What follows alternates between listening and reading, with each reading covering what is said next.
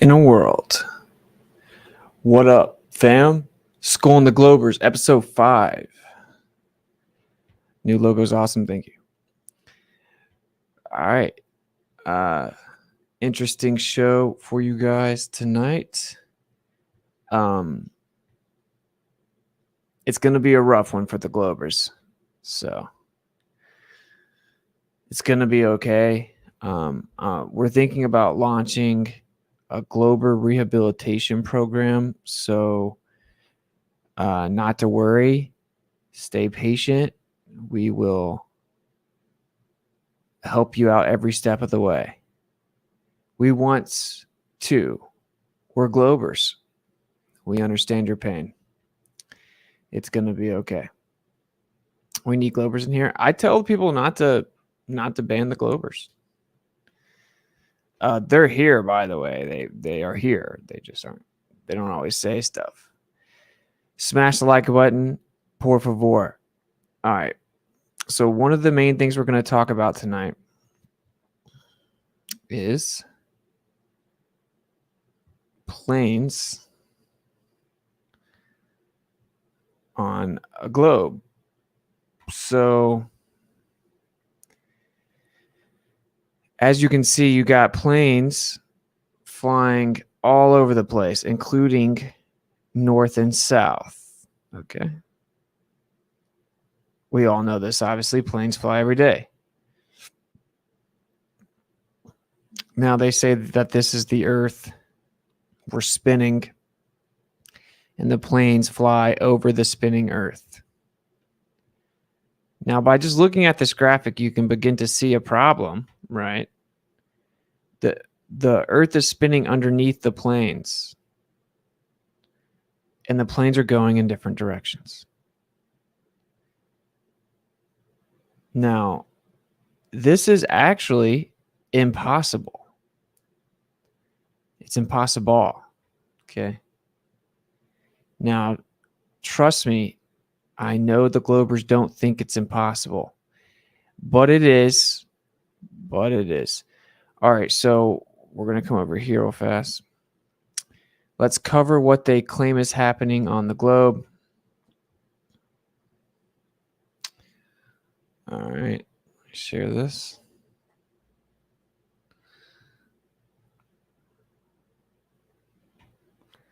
Please pay attention, Globers. School is in session. I need you guys to pay attention.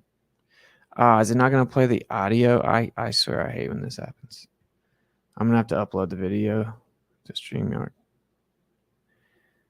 All right, so they claim that the Earth is spinning and that the atmosphere is spinning with the Earth. Okay? Now, they claim that it's not spinning perfectly with the Earth because they claim there's something called Coriolis. Now, you, of course, can't have your cake and eat it too and say that there's Coriolis for things like bullets and the atmosphere moves differently than the Earth. But when it comes to stuff like planes, well, the atmosphere moves with the Earth. The Stillman argument for the globe is that this is actually their position. The atmosphere moves with the Earth, but not exactly. It's actually separate, which is why we have stuff like Coriolis. But it's negligible. It isn't that much of a difference. So you don't have to worry about it. Okay, now here's the official position of a pilot on the Earth that thinks the Earth's a globe. Right. Yeah. So basically, it's like the Earth spins and curves, but you fly the plane like it's flat and stationary. Yeah. So it could be flat and stationary. It's like he just genuinely. Right. Yeah. So basically, it's like the Earth spins and curves, but you fly the plane like it's flat and stationary. Yeah. So it could be flat and stationary. Dude on the right's triggered. He was triggered. I have that full convo. I'll end up uploading it. I'm going to be making a few videos. I'm going to fully break this down in an edited video that's real concise so you guys can share it with your fellow indoctrinated baller. It's going to be intense for some of the ballers in here. They're not going to like this episode, but it'll be okay. It'll be okay. Okay, so say that the plane is flying north to south. They claim the Earth is spinning underneath it, okay? Again, I know some people like their graphics. Let me throw this back up here for you. They say this is the Earth and that it's spinning and the planes are flying over it. Well, when the plane flies north to south, like we'll use this plane as an example, the Earth will be spinning east underneath it, okay? Therefore, by the time that we get to our destination, say a few thousand miles away, the Earth will have spun underneath us a significant distance because, again, the Earth's atmosphere doesn't move with the Earth in the globe model. So, objectively, you would have to account for this. The way you would do it is you would actually bank east. Okay? Now, they claim that the Earth and the atmosphere don't move perfectly together, but that it's pretty close and it's negligible. Maybe I need to show a video here, but everyone should understand the concept of fluid dynamics as it pertains to rotation. You can just think of a blender. As a blender turns on, all the air towards the outside of the blender to the container, it all will move because you created a rotation in the middle. But the air towards the edge of the container is going to drag behind the air in the center. It's going to continually drag behind it. It's actually very simple to understand why. You have friction in the air, and that air on the outside has a greater distance to travel than on the inside. If you have a circle, then you have a bigger circle. The bigger circle is a greater distance. So you have to travel that greater distance. In order for the atmosphere to move perfectly in lockstep with the globe, you would actually have to have an increase in energy as you go higher. Proportionate to altitude, there would have to be an increase in energy, making the atmosphere stay in lockstep with the Earth because it has to travel a greater distance. So it would have to go a greater speed to go a greater distance in the same amount of time, i.e. moving in lockstep. Now, they obviously can't claim this for many reasons. One is that isn't reality. They don't have any type of mechanism they could make up to say that there's an increase in energy proportionate to altitude, directly proportionate to the needed increase in speed. But even more obvious than that, and there are probably 50 reasons why the model can't claim this and doesn't and never will, is because you couldn't fly a plane, period. You could not fly in any direction against the spin of the Earth if the atmosphere moved perfectly in lockstep with it. Okay? And there are many other reasons. So anyway, they claim that the atmosphere moves separate from the Earth.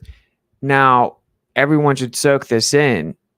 If this is true, the globe Earth is debunked thousands of times every day. Okay? Now, again, just like the pilot said, you have to fly the plane like it's stationary. Okay. North to south flights on the Earth debunk the globe. We'll cover it more in depth in just a second, but I'll show you guys this. It gets really, people have been getting really emotional when I bring this argument out. Let's just say that, because it spills over into something that people don't want to talk about, and it really hits home. And that is the moon landing. So we'll get into that in just a second. I just want to kind of iron out this concept here. So obviously the Earth's going to spin underneath you. You're going to have to bank east to keep up with the Earth to get to your destination. So actually what you would have to do is bank east and accelerate forward constantly, adjusting for the spin of the Earth to stay on route. Now, we've had a plethora of answers, right? We've had people say they do that. Now, they obviously don't do that. In reality, pilots do not account for the spin of the Earth whatsoever. What they do is they account for wind. Wind and the spin of the Earth are two different things. Of course, the wind blows in all directions. So what they try to say, because this is what the globe always has to do, they have to create an explanation where it can't be falsified, and it just happens to be a negligible amount, right? So they say, well, when you're adjusting for wind, the Coriolis gets lost in the sauce, basically. When you're adjusting for wind, you don't have to worry about the fact that you're spinning underneath you. That's incorrect, though. You objectively would have to do that. Now, some have claimed that the planes do that, right? Now, you can actually look at the schematics of any plane. They 100% don't do that, right? Now, most planes are autopilot, certainly commercial nowadays, but they don't do that. They don't adjust for the spin of the Earth. In addition, if they did, then the pilots would have to be trained to know this in case they have to fly manually, which many people do, of course. And they don't. No one ever does this. The claim from the globe has to be, oh, well, it just gets lost in the sauce because of wind. Okay?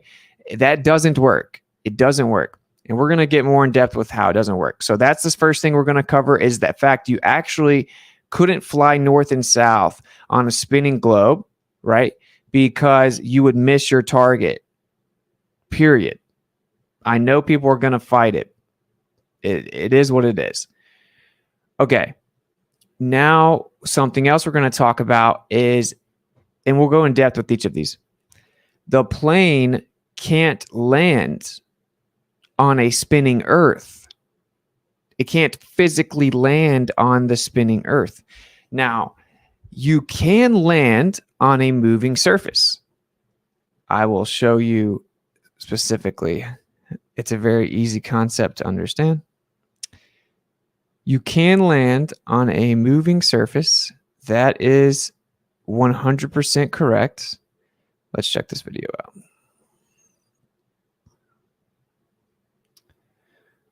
Oh, man. I forgot about that.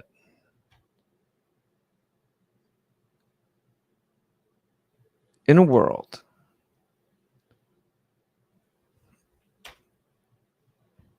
okay. There is something called aircraft carriers. They are boat platforms on the sea that planes land on, planes and helicopters. The military uses these, and they're not stationary. They're in water. Oftentimes they move all the way up to 35 miles an hour or so. So the plane will land on that carrier while it's moving 35 miles an hour. Okay. Let's check some of it out here.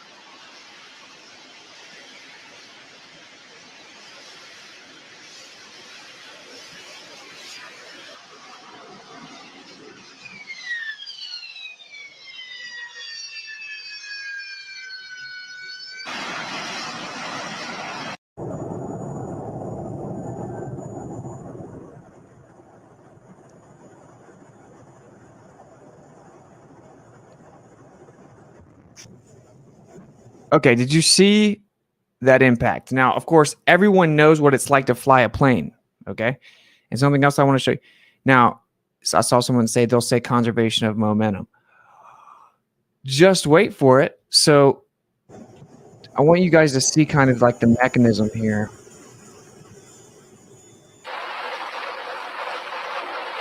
Okay.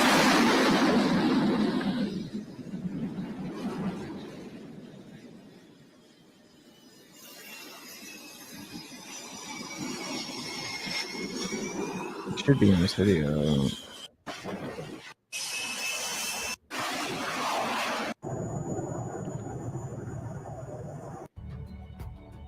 Okay, you see this? You see this cord behind them? They have a tail hook, and it catches this rope while they're landing to help slow them down. Okay, it isn't the easiest task in the world because sometimes unexpectedly the boat will move last minute. It'll like get rocked by the water. There'll be an unexpected current, etc. And it can be very dangerous. Now, they've mastered it to this point where they can pretty consistently land without crashing, but it was a process over the course of many years to really iron it out, and they've somewhat figured it out at this point. Now, say that the aircraft carrier is going 30 miles per hour north. The plane is going to have to come in and then land north. Say the landing speed of a plane is like 150 miles per hour. You would take the 30 miles per hour off because you're going in the same direction as the ship. So you're going to land around like 120, right? Or say you come in at 180, then you'd have 150. You land in the direction of the aircraft carrier. You cannot land the plane going against the aircraft carrier. It would destroy the plane.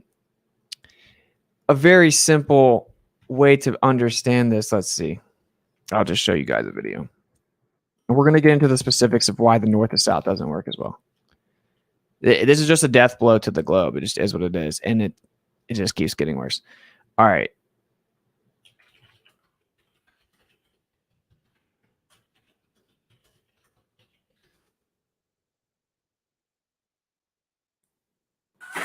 All right, here we go.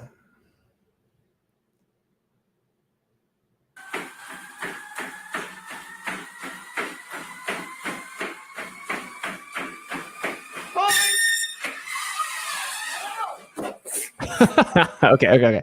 So he's obviously running in the direction as the same direction as the treadmill.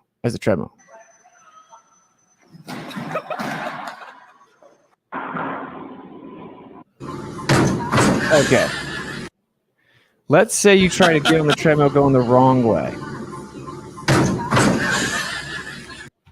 It's obviously not going to work out too good, huh? You're going to have opposing forces and momentum. Now, then you just try to jump on it. In this specific scenario, we're talking about landing landing from air to the ground, landing. Now, on a plane, you have tons of momentum going in that direction. Okay. So anyway, you have to land. Now, this is the point. On the Earth, if you were to land any way other than with the spin of the Earth, you would have a serious problem. Okay. If you were to land in the opposite direction, you'd have a problem. And you also, what would be even worse, okay, is if the Earth was spinning to your left or right, because the wheels are just going to go forward or back. When you touch the ground, if it's spinning in to the left or to the right of those wheels, it's going to destroy the wheels and the landing gear, and it's going to destroy the plane. Okay? You couldn't land on it. They land the plane as if the Earth is stationary. That's because it is. They've come up with some type of narrative to try to say, oh, well, you can treat it like it's stationary. The atmosphere moves perfectly with the Earth. So it basically is. But it isn't actually perfectly with the Earth because we need something called Coriolis for like 10 other reasons. So it is and it isn't. It's moving with the Earth, but it's not moving with the Earth. But it can be treated like it's moving perfectly in lockstep with the Earth, but it's not moving in lockstep with the Earth. And they claim that it's just small enough it doesn't matter. Well, actually, it's going to be over 2 miles per hour. Taking that pseudoscience as if it was true, it's not, right? And there are problems with that. I'm only going to go into this so much. Like I said, I'll make a video that really explains the problem with all this, and you guys can just share it. It'll be under like 5 minutes or 10 minutes. Anyway, so like you land on the plane, or they say it'll be about 2 miles per hour around commercial flight, right? Elevation, altitude. And then they claim that when you're adjusting for wind, it just matches perfectly. You don't have to worry about it because it's stronger than that. That doesn't work. You have to correct in a specific direction. They try to claim that it just automatically compensated for, but it's not. And then when you land, it would destroy the plane. Okay. Let me show you guys this video actually, because this gets really juicy in a second.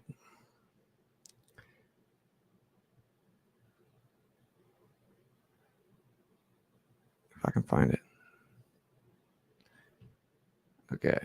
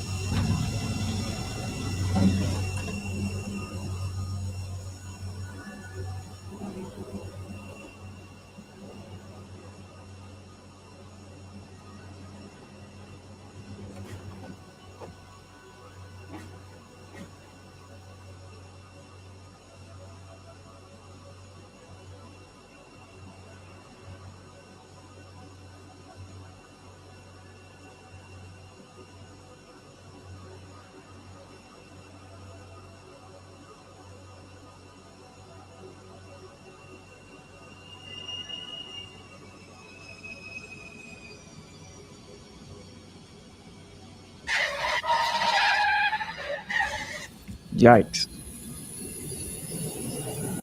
Really take this in. Now think about this happening, but the ground is moving to the left of the wheel.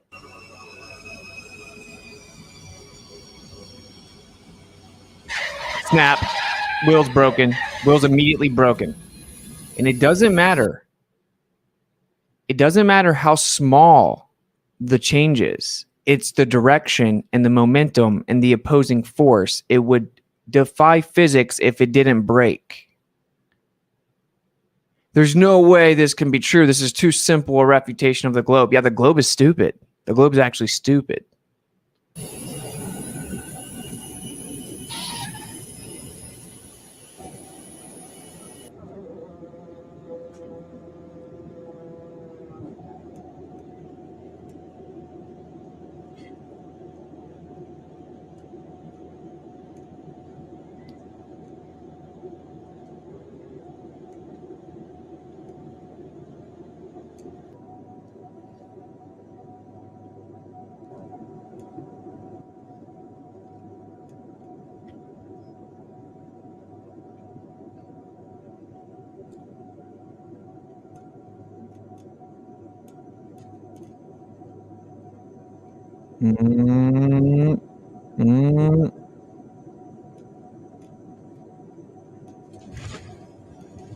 Broken. Okay, you guys get it.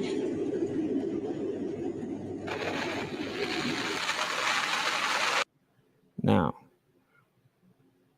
let's get into the specifics. And then we're going to get into the next step of it, which is the moon, which gets even worse. All right, here we go. Class is in session.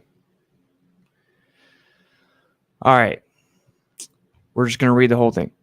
How do flat earthers reply to this experiment? This is someone named Michael Brenner on Quora. He's crushing. Studied mechanical engineering and comparative linguistics at Vienna University. And he's a flat earther. How do flat earthers reply to this experiment of them flying the flat earth route as opposed to the great circle route to prove the earth is flat?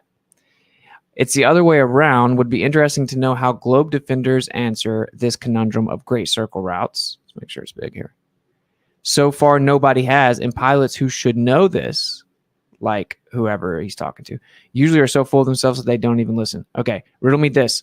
A great circle is the result of geometry. A plane cutting through a sphere through the center leaves a great circle at the surface. Okay. That means if you set a vessel or a plane out on a path initiating the great circle, let's say on a southwest course from Sydney, leaving out all external influences like currents and winds, geometry should make sure that you arrive at the coast of Africa on a northwest course without touching the rudder, all the while watching the bearing on your compass change continually along the route. That is not how it works, though. You have to work the rudder hard and constantly change course in order to stay on that route, according to the Great Circle calculator, at least. But if you touch the rudder, you leave the route created by the geometric plane responsible for the Great Circle route in the first place. Here's the Marine Great Circle navigation calculator. Also, I would like to shout out my boy here. Check him. Oh, yeah. Paraplegic Bear. Paraplegic Coffee. So shout out to my boy hooking me up with coffee, and it's very good. I'm not just saying that. The calculator requires JavaScript enabled and capable browsers to sell a great circle track. The navigator needs to adjust the ship's course continuously because the great circle track is a curve when plotted on a Mercator chart. It is unrealistic to attempt to sell on an exact great circle route. Realistically, to best make use of the shorter selling distance of the great circle route, navigators usually divide a great circle track between the initial position and the destination into many much smaller segments. Okay, here it says the navigator needs to adjust the ship's course continuously because the great circle track is a curve when plotted on a Mercator chart. This equally applies to the plane. But the ship does not sail over a Mercator chart. It sails over the real ocean, and if that would be a spherical one, heading out southwest from Sydney, the geometry of the sphere would guide your ship past the whatever to Africa without touching the rudder. When in fact, if you would do that, you would hit the ice wall of Antarctica. How's the baby? Awesome. Oh, I'm sorry, I'm not showing it. Okay, by the way, have you noticed that all arguments about great circles are always latitude arguments? They never want to talk about longitude globe coordinates, which are also meridians. Okay, so the prime meridian great circle route north to south. Oh no, Globers. All longitudes are meridians and great circles because they are produced by a plane cutting through the center of a globe Earth. And there are plenty of flights along such meridians, one of them being the route from Frankfurt, Abuja, flown by Lufthansa. Okay, other languages are crazy to me. Why do you put those letters in that order? I just don't. Lufthansa. Lufthansa. Anyway, so a little bit here. You have Frankfurt and Abuja. Okay, we're going to fly down south on a globe that's spinning. Okay, before we get into the details of this specific flight, let's have a look at the principle that goes under Coriolis, a term globe defenders absolutely love to invoke in all applicable and non-applicable situations without trying to figure out what that means. The animation here is from the Wikipedia article, which calls Coriolis a force, but that it can't be because it is not an interaction. A fundamental requirement for something to be called a force is a projection of the non-accelerated movement of a body onto an accelerated rotating system. Okay, so here's a depiction of Coriolis, right? So you basically have a deviation And it's a projected deviation. It isn't actually a physical interaction, i.e. a force. Here, the black ball is moving inertially straight and uniform from the center to the periphery. I don't know how to say that. Just like a plane would do on a course south at constant cruising speed, where it is not accelerating, neither ahead nor sideways. Globers, pay attention. If you project positions along the way down onto a rotating platform, like a rotating Earth, for instance, the projection will have a curved shape. If you think of the red spot on the disk as Abuja, 450 or 4,500 kilometers south from Frankfurt, and the plane as a black dot moving uniformly along a southern course, then it will arrive at the latitude of Abuja, a great distance west of Abuja. I hope I'm saying that right. We can easily calculate how far that would be. The tangible velocity of these cities are calculated as such. So here you go, where you actually take the cosine relative to the latitude. Okay. And that comes out as Frankfurt is 1,074 kilometers an hour. And then you have versus Abuja, 1,651 kilometers an hour. The difference is 576 kilometers an hour. Therefore, Abuja would, during a 5.5 hour flight, move 3,171 kilometers to the east. Okay, let's come back up here so you guys are following me here. As you're coming down, you're going to actually move 3,100 kilometers to the east. Okay? Because the Earth is moving, allegedly. Which means the plane would miss Abuja by that amount, just as illustrated in the animation above, where the black ball misses the red dot. Just watch the animation here.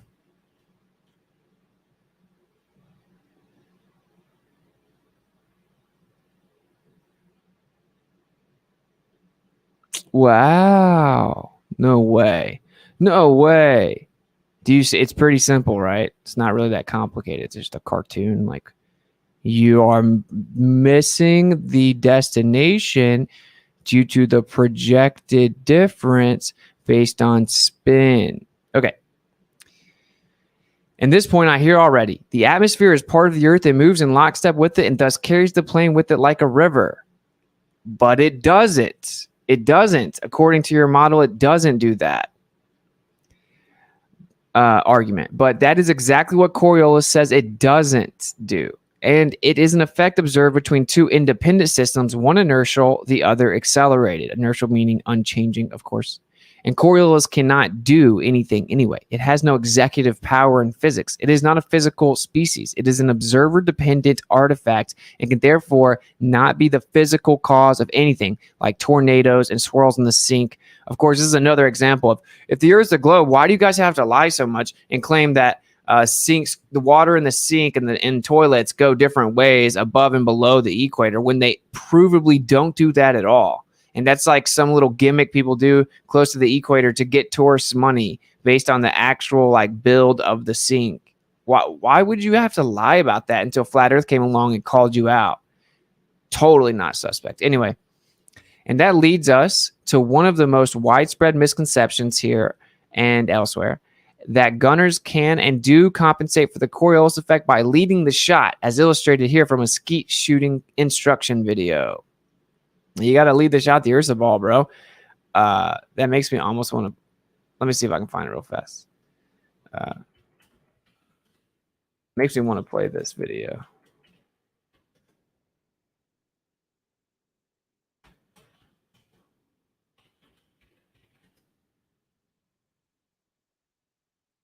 I came. Oh, here we go. All right, we're gonna play it. Stop, present, share. Just so I don't get too, it's not like too dense of a stream. We only have one shot at this guy. Okay, a little left. Okay, now factor in the spin. No, God damn it, man. Okay, what direction are we? East, west, north? Okay, we only have one shot at this guy. Okay, a little left. Okay, now factor in the spin. No, God damn it, man. Okay, what direction are we? East, west, north, south, northeast? Factor in everything. We need to know exactly the direction, the spin of the Earth, and how to combat it, or else we're gonna miss. There's no spin of the Earth. Take the shot, retard. But that would mean Neil deGrasse Tyson is wrong, and you miss every single shot when we do this. If we miss this shot, our location will be blown. We've been here for 4 days shitting in little cans. Tell me the spin of the Earth. Like, okay, down to the left 16 inches. No. They saw us. I missed a shot. I guess it was spinning a little faster than I thought. Oh. Globe, Earth, sniper. I can see the mirage. No, that's the target. Must be a mirage. No, I've done. I thought. Oh. Globe, Earth, sniper. I can see the mirage. No, that's the target. Must be a mirage. Well, I've done the calculations. 8 inches per mile squared. I wouldn't be able to see him. It's a mirage. I'm not taking the shot. It's him. Like, every sniper just shoots people. That's a fucking mirage. That means Neil deGrasse Tyson, the bike thief with the answers, is somehow misleading me. Globe, Earth, sniper. Okay, if you factor in the curve. This is clearly a mirage. That's one of the funniest like minute-long videos ever. All right, we're gonna go back over here. I should throw that in there. A little information break. All right. They lead the shot all right, but once the bullet leaves the muzzle, it is a straight flight in the aim direction and not a banana-shaped flight as in the animation above, which would make aiming and hitting practically impossible. Now, what you actually have to account for is you have a barrel spin. The bullet has a barrel spin coming out of the gun. We'll get more into this. I think that we should actually like go just kind of destroy that with like real physical tests because it would be awesome. Like obviously shooting guns is awesome unless you're lame. All right. And nothing can accelerate the bullet sideways to straighten out this banana shape along its way and make the bullet hit the moving target. So Coriolis is a myth when applied to the Earth because it is a real thing, right? But it's a myth when applied to the Earth because the Earth is clearly not spinning and nothing illustrates that better than flights along a meridian. I need everyone to soak this in. I need the Globers to soak this in. I'm gonna show you this just because I know you guys, some people are suffering from cognitive right now. So to really put this into perspective, he said the Earth's not spinning. Oh no, that can't be. That can't be true. And here is none other than your boy Einstein. But when I was a student, I saw that experiments of this kind had already been made, in particular by your compatriot Michelson. He proved that one does not notice anything on Earth that it moves, but that everything takes place on Earth as if it is at a state of rest. I am, of course, not appealing to the authority of this little grabbler. I am simply pointing out your belief system because that's what this is about. Schooling the Globers on what they believe to be true so you can at least make an informed decision moving on. So the Earth is not spinning and nothing illustrates that better than flight along a meridian. I must concur. So, and that gets us back to the flight. Frankfurt Abuha. It is correct to say that planes don't fly along ballistic trajectories. They are powered, but it is also correct that they cruise at constant speed. Very crucial detail here. For which they need their power, apart from getting airborne.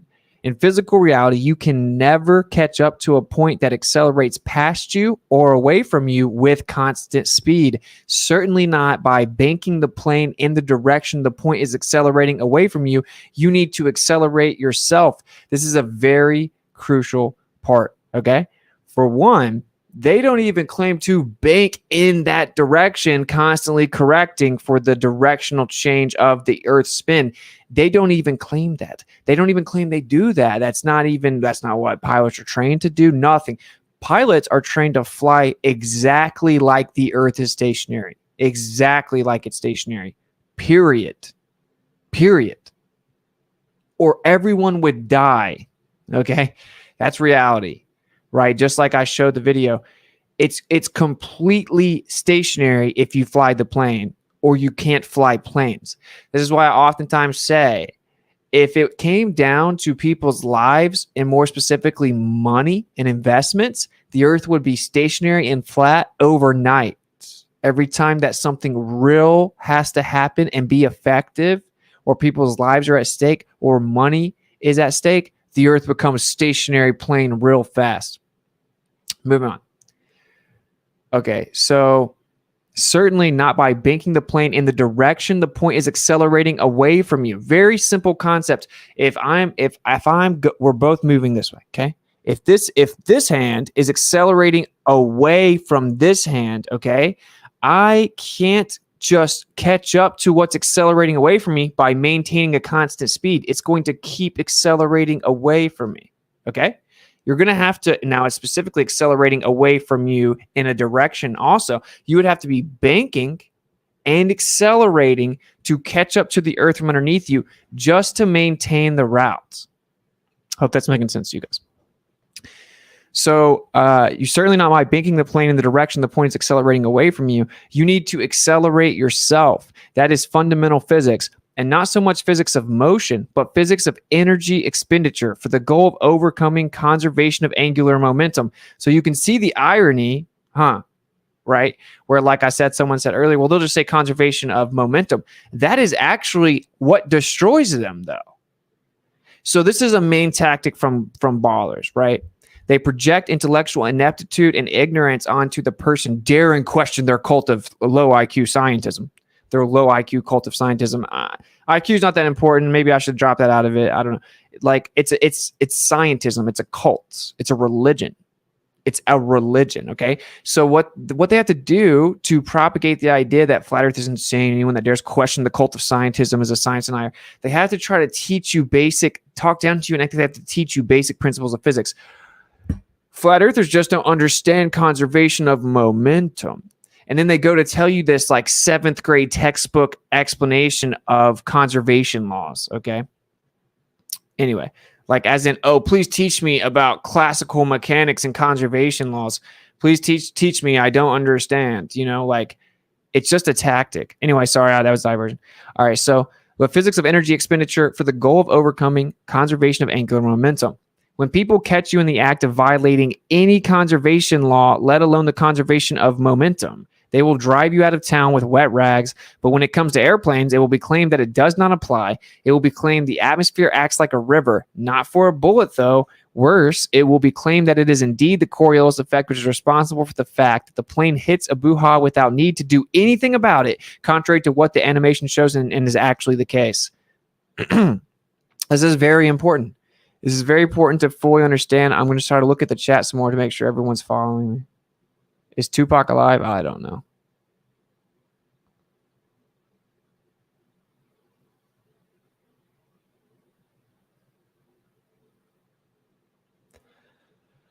All right, I don't know. I don't see anything. So let's just continue going.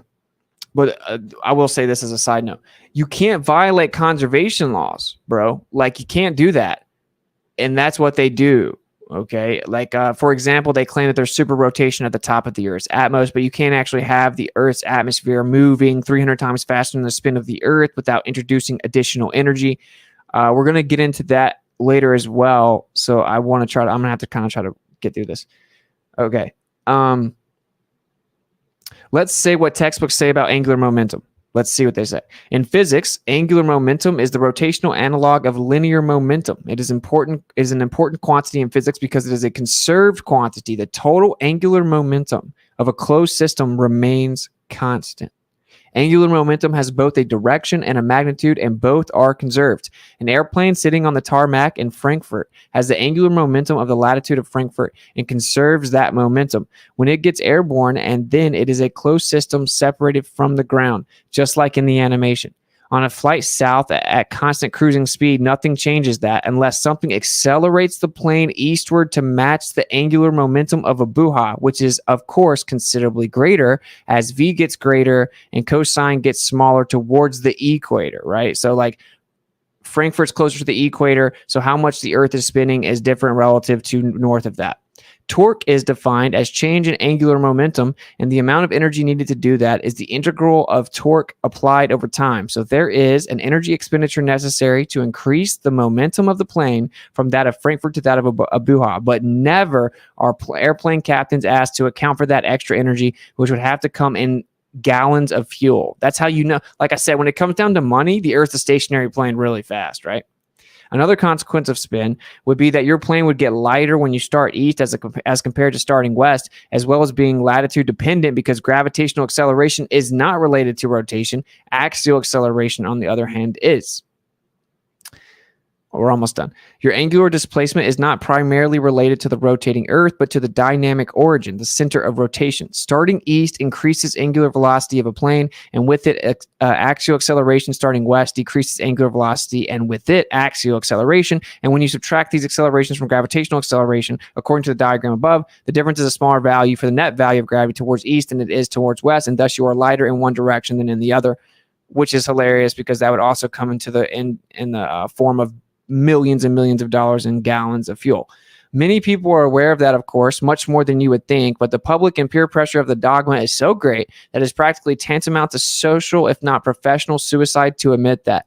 For all of you who fear the social pressure, here's how people who are considered to rank among the greatest scientists serving in the highest positions in research in the educational system did not fear to express what evidence suggests. Sorry, we just have a lot to cover. I want to get on with it.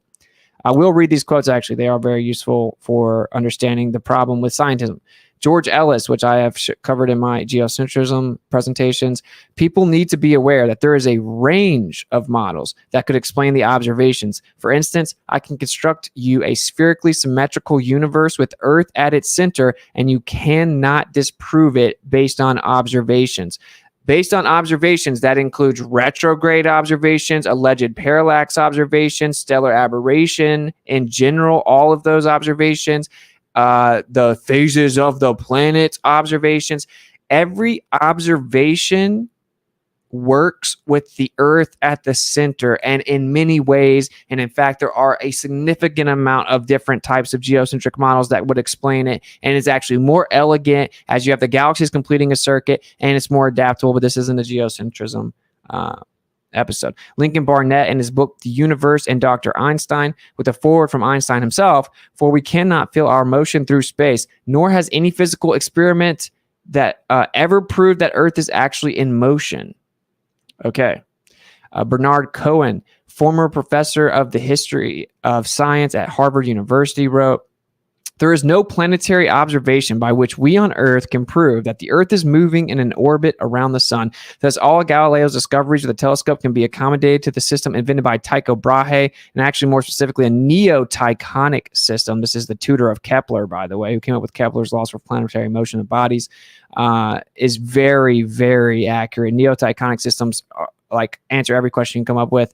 Just before Galileo began his observations of the heavens. In this Tychonic system, the planets move in orbits around the sun, while the sun moves in an orbit around the Earth in a year. Furthermore, the daily rotation of the heavens is communicated to the sun and planets, so that the Earth itself neither rotates nor revolves in an orbit. What you will have people say is, oh, they're just talking about the motion of the Earth in orbit. No, objectively, that's not what it is.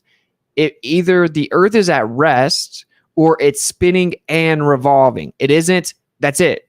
That's what you have. It's a package deal. If the Earth is revolving, it's also rotating. It has to be. That's the only way to explain the observations, even theoretically. So anyway, I don't want to dive too much because I do love to talk about this, to be honest. Albert Einstein also acknowledged this, writing, the struggle so violent in the early days of science between the views of Ptolemy and Copernicus would then be quite meaningless. Either coordinate system could be used with equal justification. The two sentences, the sun is at rest and the Earth moves, or the sun moves and the Earth is at rest, would simply mean two different conventions concerning two different coordinate systems. Evolution of physics. We have Max Born. Thus, we may return to Ptolemy's point of view of a motionless Earth. This is all very important because this is why you can't fly planes on the Earth. On a spinning globe, it doesn't work. Okay. This would mean that we use a system of reference rigidly fixed to the Earth in which all stars are performing a rotational motion with the same angular velocity around the Earth's axis. The Earth is flat, though. One has to show that the transformed metric can be regarded as produced according to Einstein's field equations by distant rotating masses. This has been done by Turing. I'll maybe cover that in the future. He calculated a field due to a rotating, hollow, thick-walled sphere and proved that inside the cavity it behaved as though there were centrifugal and other inertial forces usually attributed to absolute space. Thus, from Einstein's point of view, Ptolemy and Copernicus are equally right. What point of view is chosen as a matter of expediency? What's so interesting is that is what I actually think for sure after what all I've looked into is that the sky is translating motion and forces down to a stationary Earth. It seems quite abundantly clear that that's what's happening actually.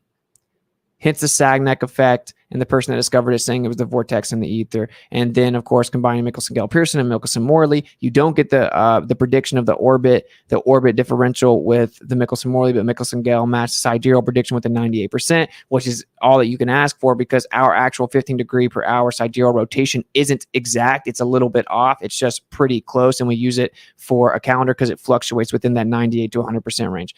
All right. Sorry if I'm talking too fast. It just kind of happens. Ernst Mach, the Austrian physicist, wrote, "The motions of the universe are the same whether we adopt the Ptolemaic or the Copernican mode of view. Both views are indeed equally correct." Arthur Eddington, "There was just one alternative. The Earth's true velocity through space might happen to have been nil." I'm going to absolutely bury this guy in future shows. I am actually going to be doing a show called Relatively Simple. And the idea of the show is that I want people that like their friends or families or whatever to come on. But I do think I'm trying to decide exactly how to do the show because like we're not playing off a relative, but it's like having people fully understand, like just destroying relativity. So the question is like, I explain what's wrong with relativity, and then we can kind of let people come in. I think it's a beautiful topic to bring people in that are new. If you're talking to someone and you can't get them, some people may say, no, relativity is too complicated for the new person.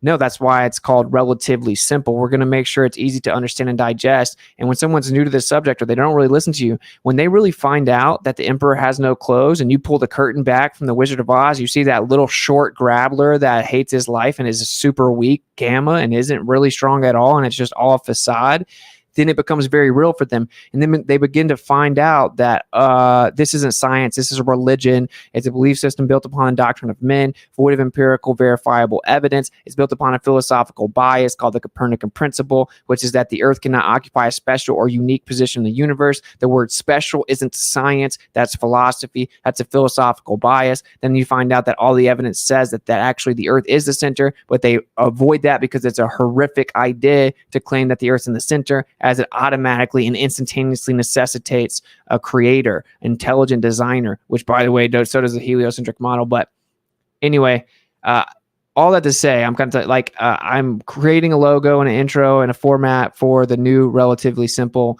show, and I think that we're going to break down and just destroy relativity. The first episode will probably just be like a real like destroy relativity episode. Like just destroy it. Like all I've been doing right now is showing everyone they have to concede that that the Earth could be stationary even according to relativity, but I'm talking about destroying it, like destroying relativity. And then from there on, we'll just kind of like really just go over this basic understanding. And then what I need is from you guys is to get a lot of people that are kind of new to the conversation or fight it, whether that's your friends or family. You know, I call my friends like my brothers, right? So like relatives, good enough. People that are close to you that kind of fight it or kind of on the fence or whatever. You find a way to talk them into coming on. Like, look, I'll stop bugging you with it if you go talk to this guy, whatever it is. And you bring on sincere, genuine people, and we can help break down like this whole philosophical decision that was crammed down our throat as if it were science, when in fact it's scientism. All right, moving on. Sorry. Bernard, I don't actually say his name, Hafe. The data of Michelson-Morley were almost unbelievable. There was only one other possible conclusion to draw, that the Earth was at rest. That's Michelson and the Speed of Light, 1960. By the way, all you claiming that a South Pole must point and circular Antarctica cannot represent. Okay, we're not even talking about this. Okay, he goes on to talk about some more stuff. All right, cool. I know that was kind of a lot, but anyway, simply put, I think that we really like laid it out. Just on its face, you can't fly north to south. Now, here's where we can get into some more interesting stuff. If you land your plane when you land on the aircraft carrier, so everyone understands, you want to attain a ground speed of 0, which means you want to come and match what's moving, right? So that you can land on it. So you need a ground speed of 0, right? Like to land on a moving surface. Now, there is no rebuttal for this. Like, they can say whatever they want to, but there isn't one. It's just physics. Like, I'm sorry. You would have to bank and accelerate the entire route to catch up to the Earth moving away from you, and that would be in addition to your route, just objectively. And you can't claim that the atmosphere moves in lockstep and perfectly pulls the plane. First of all, you wouldn't be able to fly planes in like majority of directions that way. And you have a plethora of other problems if you claim that. You would have to claim something, is introducing energy, and we kind of covered that. Like, to keep it moving in lockstep, as you go higher, it has to move further, which means it needs more energy to go faster. To travel a greater distance in the same amount of time, it has to go faster. They would never claim that. There's like 50 reasons why. So they have to claim that the Earth moves separate from the atmosphere and that Coriolis is a thing, and then simultaneously claim, oh, but it's good enough. And they'll just say that a lot, and they'll try and drag you through the weeds of it, but it doesn't matter what they say. They can't actually address the point that you would have to bank and accelerate. You cannot maintain a constant speed, which planes do. You can't have a constant speed and catch up to something accelerating away from you. Very simple. That's basically what the whole post said, right? Pretty simple. All right. Now we're going to move on, because I find this to be hilarious. Okay, share. I don't know if this will work very well. Let me see. No. No good. Okay.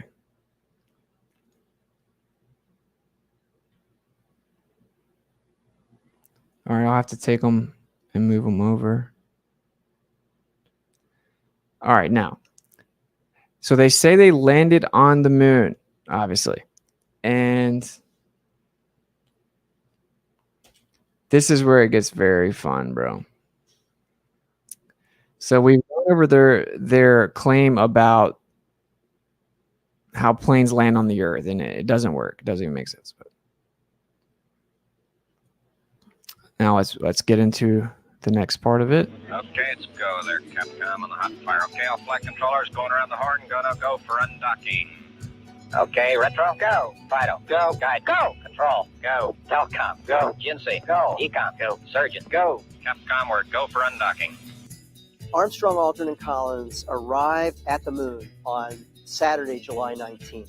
When we did get close and we rolled out and saw it for the first time, it was a revelation. It was gigantic. It filled our entire window. The next day, Sunday, July 20th, was landing day.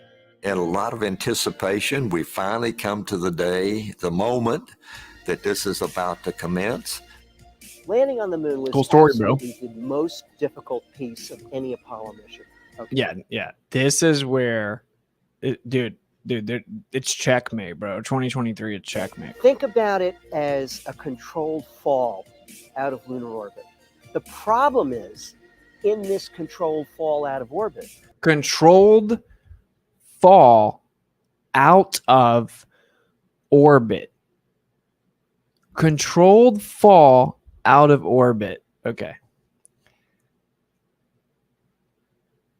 you only have enough fuel for one try. Capcom, we're go for landing. Altitude 4,200. You're go for landing, over. The trajectory had been wrong. They were targeted into this inhospitable place. Then they had to fly over this area at a high forward velocity, then pitch up to slow down so that kill their forward velocity. Whoa. See, this is the problem, bro. They buried themselves. You want to know why they don't really want the telemetry data to be well known? And then all of a sudden they found it 50 years later, allegedly, which is the original footage. But did they really find all of it? And you know why they don't really like to talk about it, and why they haven't done it again, and why I don't think they're going to fake it again? Because we're going to pick it apart, because you can't make claims that defy physics, bro. And part of the spell is people think, oh no, NASA must know. I'm going to really bury this year though, and I'm going to make a video to fully explain it. It'll hopefully be under like 5 minutes. But anyway, listen to what he's saying specifically. Then they had to fly over this area at a high forward velocity, then pitch up to slow down so that kill their forward velocity and then start down like a helicopter. So now we're critical fuel state. And that's why the 60-second call was given, and then the 30-second call. Then I really got nervous, was calling out 25 seconds of fuel left, and then 20 seconds of fuel. Oh, jeez. Okay, engine stop. ATA at a descent. Post control both auto. Descent engine command override off. Engine arm off. Port 13 is in. Okay, so they just buried themselves. They made specific claims about the actual mechanism of landing. It's all over. I'm sorry. I'm sorry. And just to make it a little worse, here you have China. China.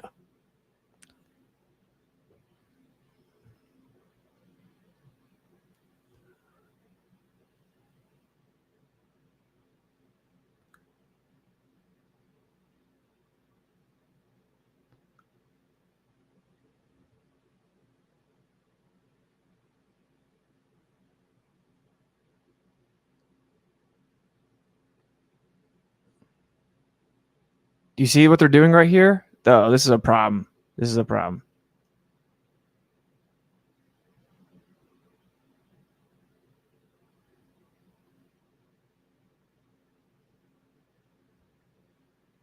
What is that? What's going on here? All right, now let's talk about it. The moon supposedly rotates 10.8 miles per hour at the equator. The Apollo 11 landing site is right at the equator. They claim on the Earth, you don't have to really worry about the Earth spinning because the atmosphere moves with the Earth, even though not really, but we'll just pretend it does and pick and choose for different arguments. It does, but it doesn't, but it's good enough, but oh well, you're stupid, right? That's basically their argument.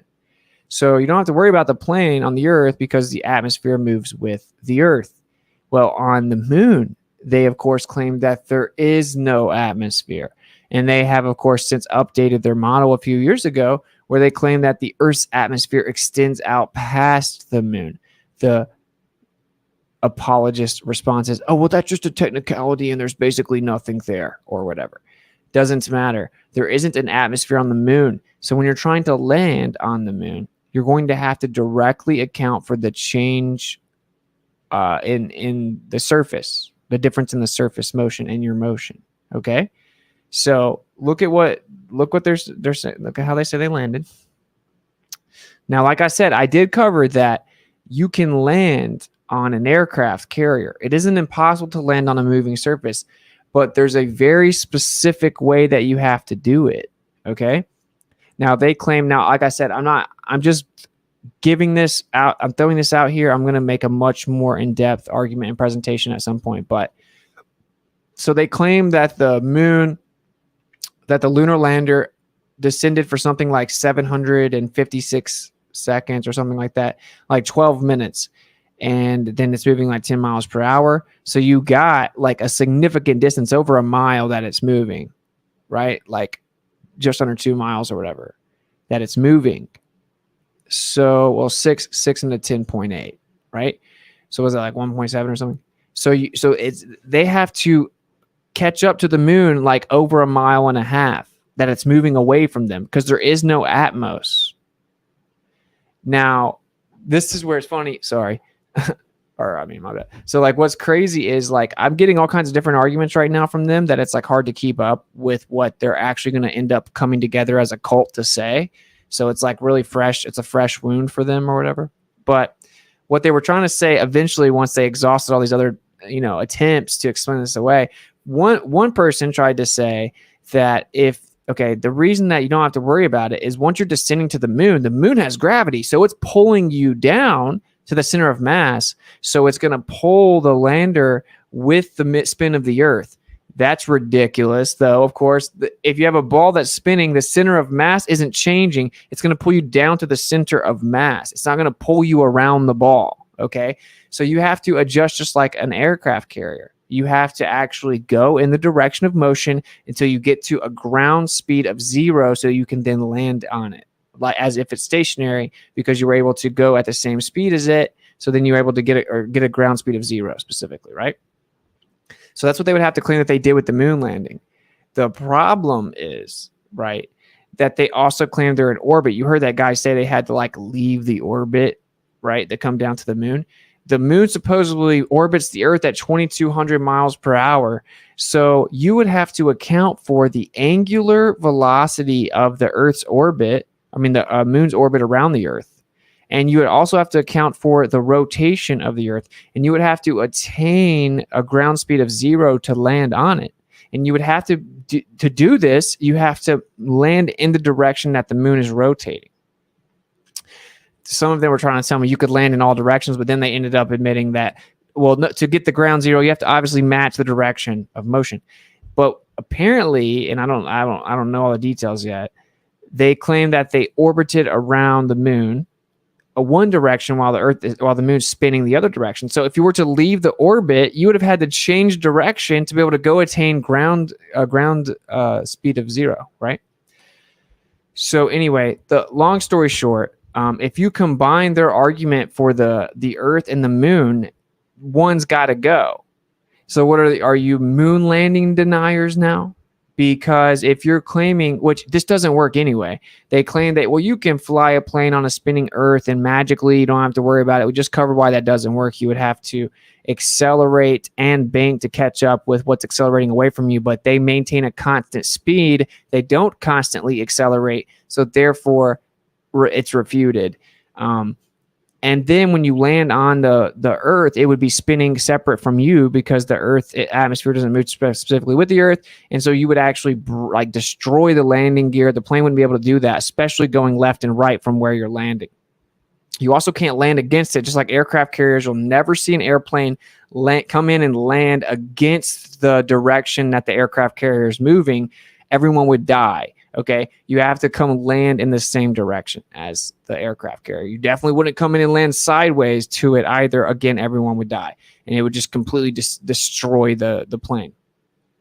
So they say that, well, the Earth's atmosphere is dragging around, and then they lose that debate. You come over here to the moon. Like, the moon doesn't have an atmosphere. It's even worse. So you would have to invoke something like an aircraft carrier, right, where there's an independent movement. And then you would have to account for the ground speed. You have to also account for the orbital trajectory, because if not, the moon is going to fly away from you at 2,200 miles an hour, right? If you're allegedly attaining orbit, NASA claims that the moon has bumpy gravity and that it's super hard to get into its orbit, and you'll get shot out randomly because it isn't an even distribution of gravity and it's all different all over the moon. That's what they claim. But anyway, say you magically did attain this orbit, then whenever your module leaves, so it says you'll get shot out of orbit when you're specifically trying to maintain that orbit. When you drop a lunar lander out of it, I hope I'm being followed. Like, you're leaving that orbit and you're going to be carried with the momentum of that orbit. And you're going to have to actually change direction to then go and land on the moon, attaining ground speed in the other direction. They didn't do this, though. They didn't claim they did this. You just heard him claim what they did, that they came out of the orbit and they started going in acceleration, and then they pulled up and then landed like a helicopter. No, it doesn't work. It doesn't work. That tweaker shelter that they call the lunar lander would get destroyed. So there you go. I don't want to make this too dense for you guys. And I'm not really responding to any Globers in this episode, so cool. I'll cover that more in depth soon, but basically they're going to be forced in 2023 to either be a moon landing denier or be a globe Earth denier. And ironically, or unfortunately for them, there is no out either way. They're both impossible based on the claims. All right, now I want to show you guys something else. Now, I know a lot of you guys probably heard of this, and we're going to cover what's wrong with it. Boom. So they say that the Earth's core stopped spinning. As you can see, these articles actually have different claims here. You got Earth's inner core just stopped spinning. Yeah, the inner core spins separate from the rest of Earth. Earth's inner core may have stopped spinning, but what does that mean? Earth's inner core may have started spinning in the other direction. Has Earth's inner core stopped its strange spin? Earth's spinning inner core recently paused, then flipped its direction. Earth's inner core may have started spinning other way, study suggests. Okay. That's a problem. So let's cover this.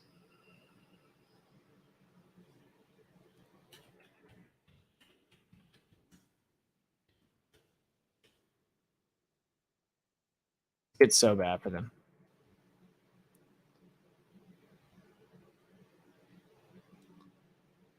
All right.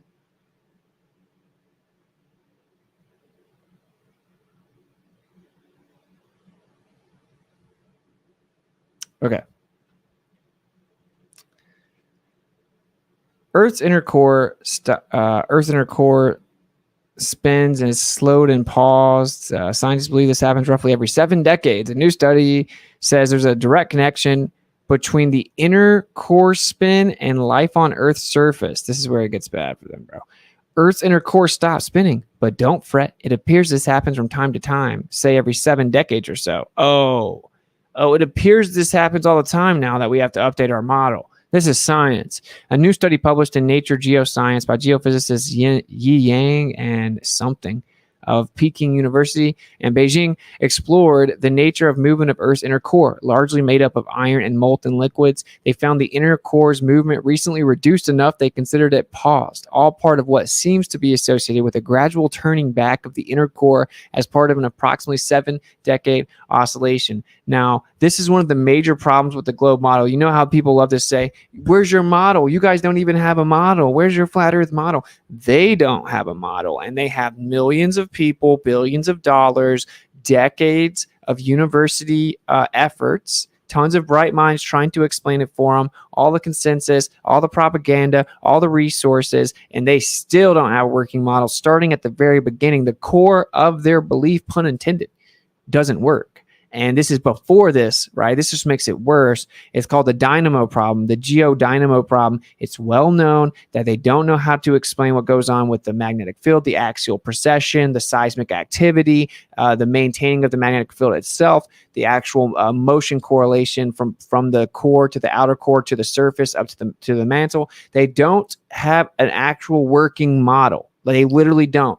Also, when they took their little dynamo model and their layers of Earth model, and they went and dug 7.8 miles down in the borehole, they found out their predictions were wrong the entire way. It was hot where it was supposed to be cold. It had too much moisture where it was supposed to be dry. Everything they claimed 7 miles down was wrong. Oh, but they definitely know what's 4,000 miles down. But no, they admit that they don't know, and they're just trying to figure it out. This just makes it much worse. They found the inner core's movement recently reduced enough they consider it paused, all part of what seems to be associated with a gradual turning back of the inner core as part of an approximately 7-day oscillation. The last turning point was in the early 70s, allegedly. Whoa, calm down. Our understanding of Earth's inner core doesn't have a strong history. Ancient days, of course, had folks believing in a hollow core. Oh, man, those stupid ancient people. We don't understand it at all, but we know they're wrong. Then came the understanding of iron and a molten mixture making up Earth's middle, coupled with the theory of spinning happening separate from the rest of the Earth. Very interesting, huh? Why Earth's core is cooling faster than expected? Dude, every single part of their model is just falling apart, and it's going to get really bad. I'll explain. We don't quite know the speed of spinning, but it appears that maybe because the inner core remains in a constant state of flux and switches directions roughly every 7 decades thanks to electromagnetic imbalances and gravitational forces. Oh, just say it. Electromagnetic imbalances. Oh my gosh, that's science. The new study further tracked seismic waves through the core to see how they played out on the other side of the Earth. This globally consistent pattern suggests that inner core rotation has recently paused. Now, obviously, there is no spin of the Earth. You're talking about electromagnetism, period. That's all it is. You're talking about discharges, equilibrium being sought. You're talking about like oscillations of energy in the Earth inside of a stationary Earth. And obviously, when you claim something goes onto the other side of the Earth, you're reifying your stupid globe model that defies physics. With the spinning changing throughout the decades, the authors believe there's an interplay between the spinning of the Earth and the Earth's mantle, and not just a spinning core for spinning's sake. The I forgot, it's like weird how you say that, decadal, something like that. Periodicity. I hate these words, man. Multi-decadal periodicity. I feel so stupid right there. Coincides with changes in several other geophysical observations, especially the length of day and magnetic field. These observations provide evidence for dynamic interactions between the Earth's layers from the deepest interior to the surface, potentially due to gravitational coupling or potentially not due to your stupid pseudoscience, and the exchange of angular momentum from the core and the mantle to the surface. Okay, so all of a sudden, they're like, oh, there does seem to be a direct relationship between the core and the movement at the surface. Okay, now this is where it gets even worse. Okay, so obviously this is just a problem on its face. They don't know what they're talking about. But I think it happens all the time, because if we look back at the data, we can pretend it happens all the time, and now we have to come up with a new theory that says it's just insignificant and wouldn't have physical effects. But it looks like if we do that, we're going to have to say that there is a direct relationship between the mantle and the surface and the core, and so we don't know what's going on. It's also, it must be cooling down faster than expected, and all this crazy nonsense. Okay, let's continue on.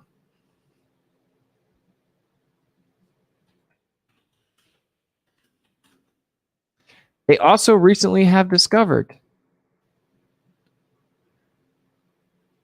Oh, man, they took it over. It's like they took it over with the new story.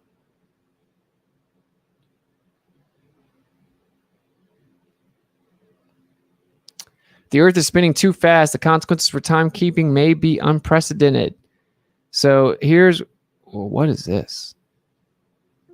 I'm Jay Herman. I'm the EPIC lead scientist for the Discover mission. On July 6th, 2015. Wow, bro. Think about believing this is real. Can we get some stars, bro? Released this spectacular image 1 million miles away at a special gravitational balance point known as Lagrange 1. From this view, EPIC sees the sunrise. People real deal think that's real. I mean, I guess I get it. I can see why, maybe. I don't know. Okay, so anyway, nobody's perfect, not even our planet. On average, Earth rotates on its axis every 24 hours or every 86,000 seconds, but for various reasons, from the planet's imperfect shape to its complicated interior, every day is not exactly the same length as the day before. What's more, a day lasting exactly 24 hours is merely a standard we've come to expect right now. Earth's rotation is slowing down over the long term thanks to the moon's pull on our world. Is it, though? Just a few 100 million years ago, for example, an Earth day was only 22 hours long. What a freaking pile of pseudoscience, bro. In a millennia to come, an Earth day will last far longer. Okay, blah, blah, blah. We don't have to read all this. So this is what happened. And you can fact check all this. So they saw that the Earth was speeding up because they had the shortest day ever recorded in 2020. They're like, so when they see that the stars and the sun are moving faster in the sky, they have to immediately make the assumption that the Earth is physically spinning faster. Then they recorded the shortest day in 2021, and it was slightly longer than the year before that. Then in 2022, they recorded the shortest day ever recorded again. So as in it was, it's gradually slowing down. It's speeding up. It's slowing down. It's speeding up. Now, this is the problem. You can't have the Earth speeding up unless you have an energy introduction. So introduction of additional energy. It's called the law of conservation of energy. I like to use the laser analogy so people understand, right? If I shoot, now light doesn't travel, but let's just explain what people think's going on with light. When you shoot a laser through glass, okay, or through a tank of water, right, it's going to look like it slows down. And then once the laser exits the tank of water or the glass, it's going to look like it speeds back up. It takes longer for the light to go through the glass. It slows down by about 30%. Now, what they claim is light has a constant speed. if it was to go in, slow down, and speed back up, that would violate the law of conservation of energy. Because in order for it to enter the glass and then exit the glass and speed back up, it would need energy to speed up. You need to produce energy. You need to introduce energy to speed up. So what they say is that the light actually traveled the same speed the whole time. It just took a bunch of detour routes in the glass, so it had to travel a greater distance at the same speed. So it just looked like it had to slow down and speed back up, which is all complete pseudoscience, and light doesn't travel at all. And all you do is add an additional medium layer of the glass, because all we're doing is perceiving light, which is an excitation of the background medium. Then you have the air, and then when you add, so the air itself is an additional medium, and on top of the medium that is light, then you add glass, so you put another medium. And as you layer mediums, then how quickly you perceive the illumination that is perceivable light changes based on the mediums. So anyway, my point is, you guys get it. You shoot the laser. If it slowed down and sped back up, it would violate the law of conservation of energy and momentum, unless you have energy introduced to it to make it speed back up. Okay. The only other option for the globe Earth saying that the Earth is mysteriously spinning faster is to say that there is a change in distribution of mass, meaning if you have the same amount of energy, but the way the mass is distributed changes, well, that energy is going to affect the new distribution of mass differently and can then make it spin faster. But they can't come up with a way to explain it. Now, I've had lots of apologists try to explain it, where they say, oh, well, maybe it's because the ice caps are melting. First of all, there are no ice caps. There's no ice cap on the bottom of a ball, obviously, or you'd be able to go over it and prove it. But the point is, that doesn't work. Even according to NASA, right? I guess I learned from the last time, it's you almost got to look this stuff up for people. But straight from NASA's website is, if the ice melts and goes into the ocean, then it's going to actually slow the Earth down. So that doesn't work. Then they tried to claim that it was because of an earthquake that happened in 2011 in Japan. They think it's because of earthquakes. That doesn't work either, though, because it's sped up, slowed down, sped up. So this is one of their biggest unfalsifiable windows, where they run around and they can make up anything to keep the model alive. It's the seismic activity of the Earth. It's the oscillations. It's the alleged electromagnetic fluctuations across a globe. It's the earthquakes. It's the PNS waves. This is where they bury us in pseudoscience. They can, no matter what happens in nature to disprove them, they'll try to make stuff up. But the earthquakes don't work anyway, because of the inconsistency of the change, and it isn't gradual in a specific direction. So they haven't been able to even work out how that would possibly happen. It's just like this grasp at straws idea. Oh, it must be something in the Earth, because we know the Earth must be speeding up, because we know it's a spinning ball. It's a cult. It's a religion. It's not science. Okay. I've heard a couple other things that people have tried to mention. One tried to say the sun and the moon relationship. No, they claim the sun, moon, Earth relationship causes the Earth to slow down over time. Long story short, they've come out in the last 3 years and they've said the Earth is mysteriously and unexpectedly and inexplicably started to speed up, and then slow down, and then speed up again. In fact, faster than has ever been recorded.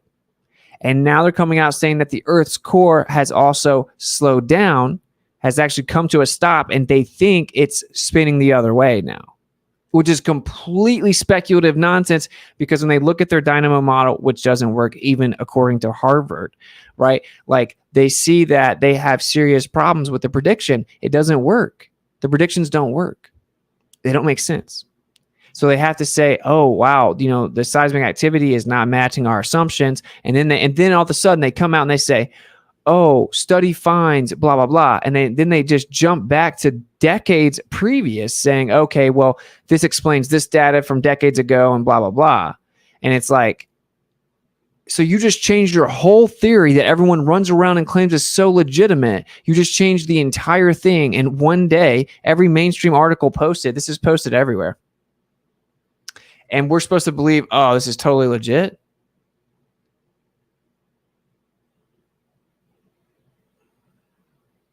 It's everywhere, dude.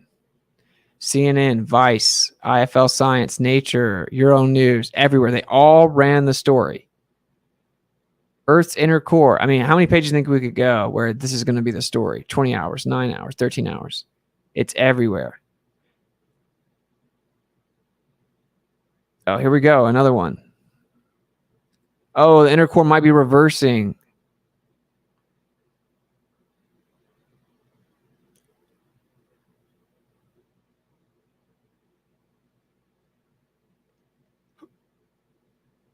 Scientists have previously hypothesized that the planet's outer layer spins at different rates to the inner core, which is suspended within a layer of molten iron. It is thought that the iron's core relative speed plays a role in maintaining the magnetic field on planet Earth, but the new findings suggest that something is changing beneath our feet.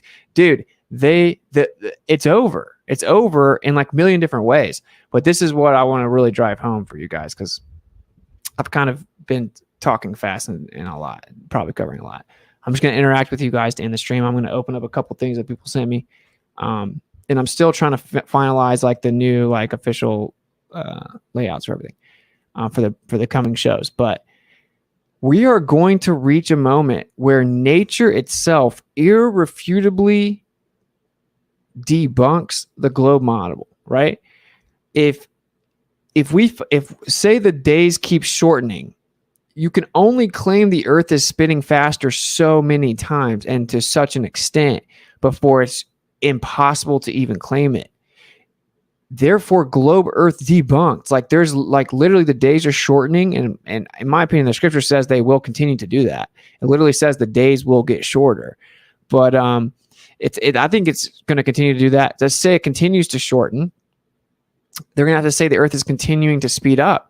That's directly contradictory to their entire gravitational claim of the sun-moon-earth relationship that claims that the moon is actually slowing the Earth down. If it's consistently speeding up, then you have a problem. And if it speeds up too much, you have a problem. Now, they actually already have a problem. Like I said, it violates the law of conservation of energy unless you could come up with some new energy source. They know they can't do that. They can't just make up some like gradually introduced energy source that speeds the Earth up, but no one's known about until now, and then somehow pull off it exists, unless they want to go all the way over until, oh, there's this new quantum effect we didn't know existed, and I don't know. Okay, they're going to try to spin the distribution of mass thing. They're going to try to say that there's a change in distribution of mass, and so the Earth is spinning faster, even though it's actually slowing down, but it's spinning faster, right? They haven't been able to come up with, you can't just say that. Now, if you're religious, you can just say it. Like, you can just say it if you're religious, I guess, but like, there is no explanation that's viable at all, right? Because you can't just make it up. And this is where they go into the inside of the Earth. You can't really see it, but this is where they go into the inside of the Earth and start making up stories. Look, I'm going to make a video real fast.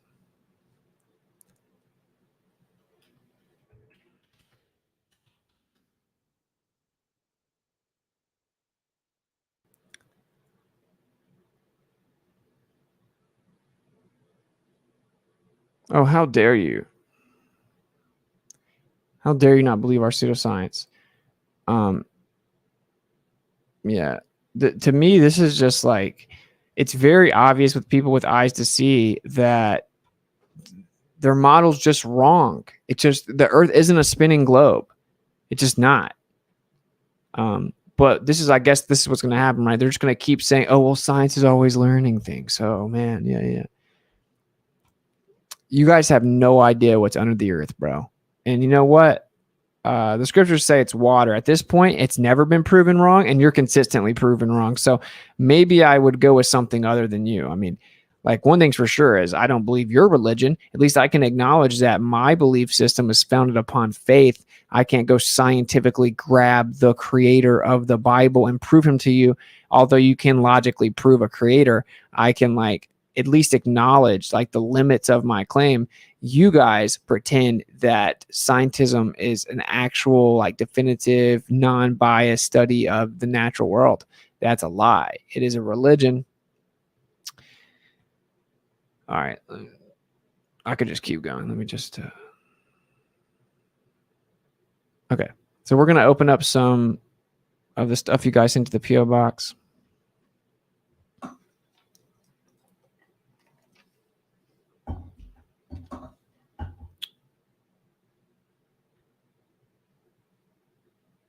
It's very difficult to start from scratch and look at anything with an open mind.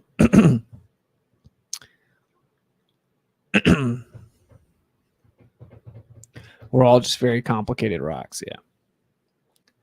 Oh, yeah. You can totally land on the moon while the moon is orbiting 2,200 miles away from you, and it's also spinning 10 miles per hour at the equator, and you don't have an atmos, so you're going to have to correct for it, and then you descend for 2 minutes or for 12 minutes over 1.5 miles while simultaneously falling out of the orbit, and the moon is moving away from you, so you'd have to adjust for that too. And we completely forgot to add that part of the story into how we landed, so we showed you video of us like basically going straight down at one point and not accounting for anything other than just like coming down as if the orbit just accounts for all of it with the additional spin, and the directions don't match, and you'd have to account for the angular rotation of both of the two combined directionally. They'd have to be perfectly lined up, the rotation and the orbit, which would change constantly like every second. And then they claim that they actually messed up on the timing of the landing, and then showed you videos, including China, where they just go over, turn around, and go straight down. Not how it works. Completely debunked nonsense. But you can blindly believe it, I guess, if you want to.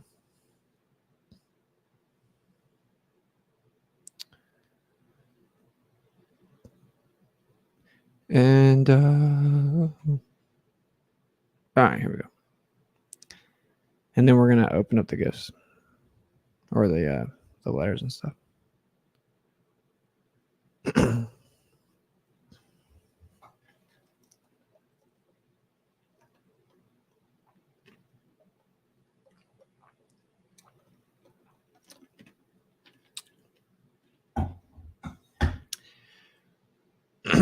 I think it might like not let me talk though. All right, this is what they think science is. Wow. Wow, that's where you live. Mm-hmm. Yeah.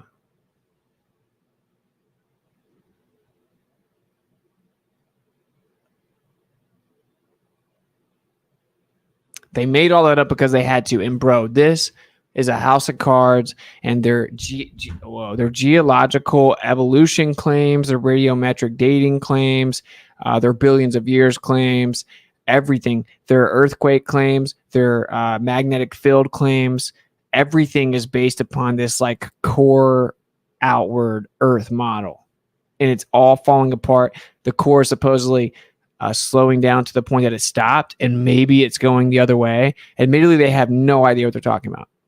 If you talk to an apologist, they'll say they know all about it. They don't. The truth is, you can't fight the truth. You can't stop it. Truth will always prevail. It'll always eventually come to light.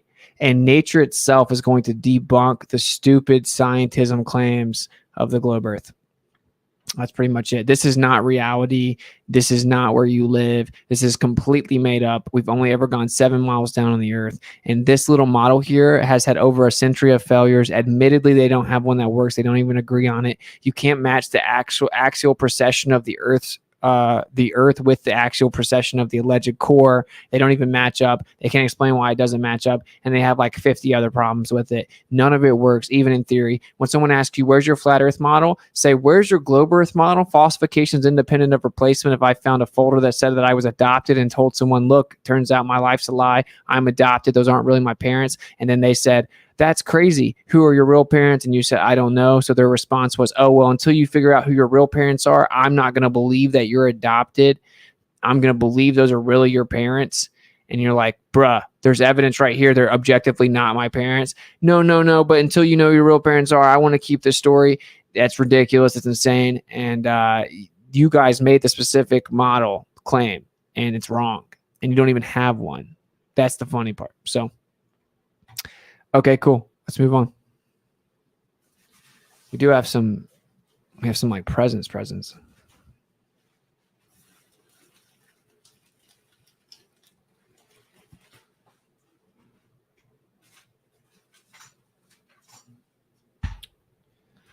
How dare you?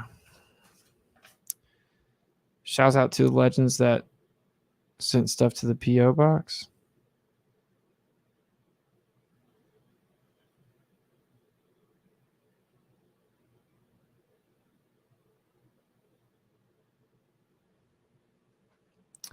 Thank you all for showing the Witsit love this week. Donations are still coming in at the GoFundMe link in the description of this stream. Thank you for what you do, Austin.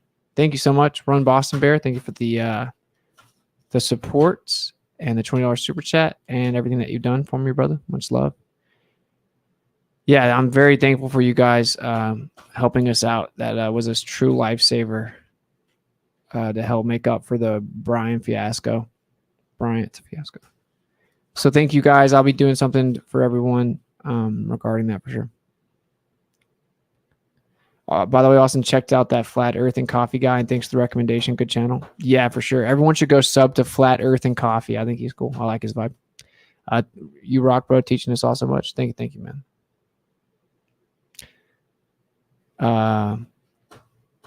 Mindshock is going to release the second part of your debate with Brian this week. Nice. That's where I'm actually talking, I guess, the second half. All right, I don't want to miss the super chats, though. I think I did have another super chat.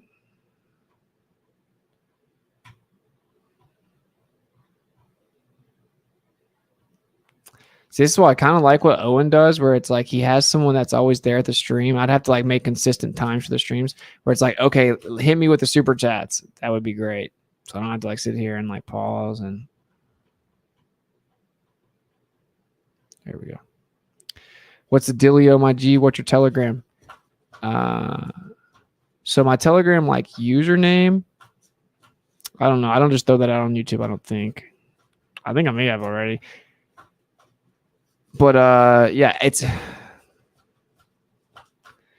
at Real Witsits. And then if you want to talk about my Telegram channel, which I haven't really like started doing much with, it's t.me/Witsit streams, and then there's t.me/WitsitGetsIt, I think.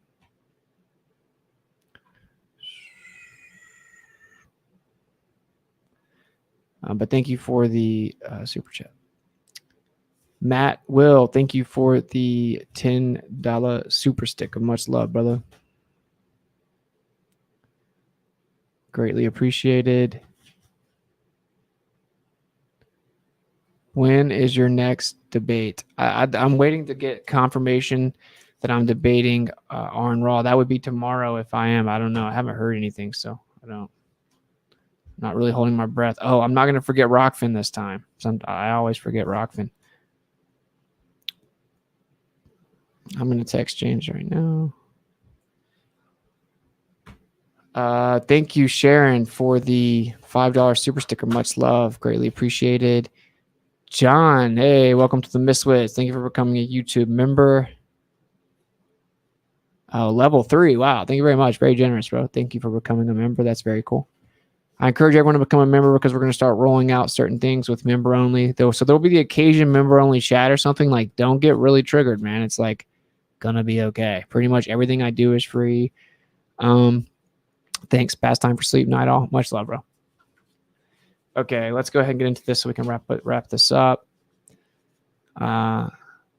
And like I said, I'll be rolling out the relatively simple show soon. So we'll have like, Schooling Globers episode, whatever. We'll have relatively simple episode, whatever. And then we'll keep on rolling the shows out. I'm just trying to get everything done. And then I've been having to get into a swing of thing with the baby. And it's kind of my whole schedule kind of got flip-flopped at one point. So I'm trying to get everything back on track. Jack Jazz Jacket, thank you for becoming a YouTube member. Hey, welcome to the Miswits. Welcome to the Miswits. Part happy and spunky, part cuteness and clever, all yours and all lovable. Now and forever. Congratulations on your new little girl, Laura and JC. Thank you so much for the kind words. I hope I don't I hope I don't mix everything up. Okay. Austin and Kai, should I open it first? Maybe I should open it, then read the letter. You guys are awesome, though.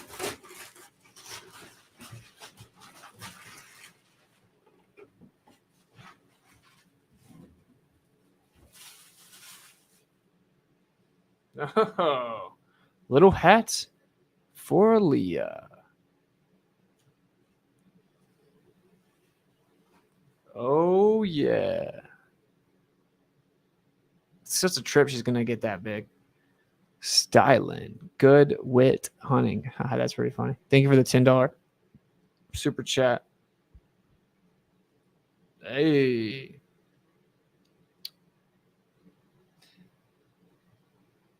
Very cool. I like that you didn't hit me with like Disney characters or something. All right. That's very cool. Thank you so much. You guys sent a lot of stuff, I feel like.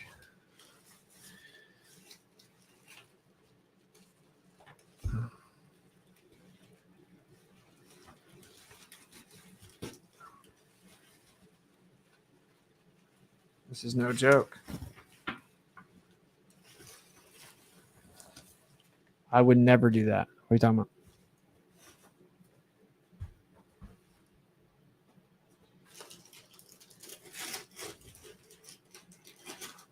Oh, is this you?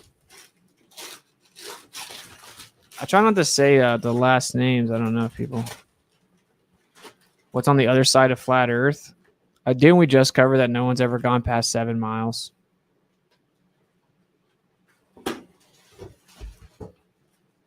From me? Oh, thank you so much, Cat Lady. That's also generous.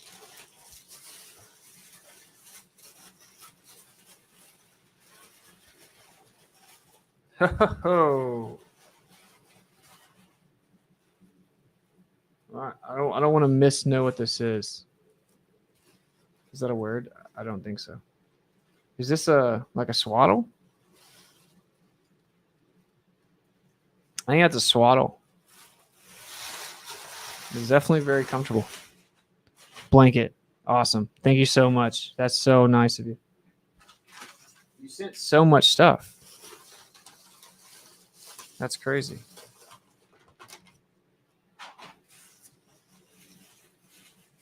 Oh, check it out. Oh, you're so sweet. I see the big pins. All right.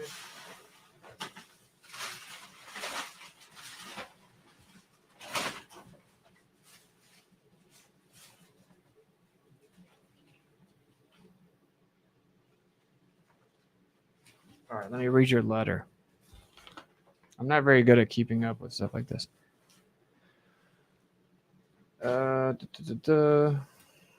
right. You're cool with me reading your letter, yeah?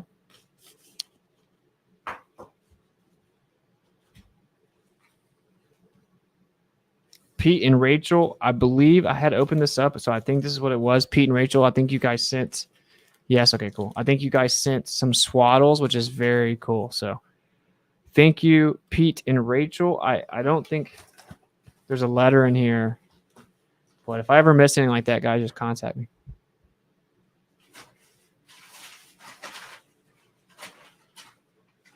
Aaliyah's so blessed. She's got a nice little truther family. That's very cool. All right, let's read the letter.